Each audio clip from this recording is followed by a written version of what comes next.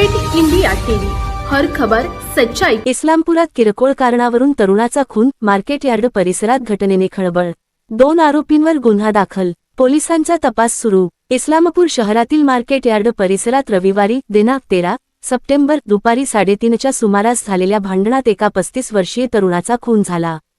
मृताचे नाव विशाल शेखर काळे, राहणार रेठरे धरण, तालुका वाळवा, जिल्हा सांगली असे असून या प्रकरणी देवदत्त बिरुजा पवार आणि पवन बिरुजा पवार, दोघेही राहणार साखराळे, तालुका वाळवा, जिल्हा सांगली यांच्याविरुद्ध गुन्हा दाखल करण्यात आला आहे।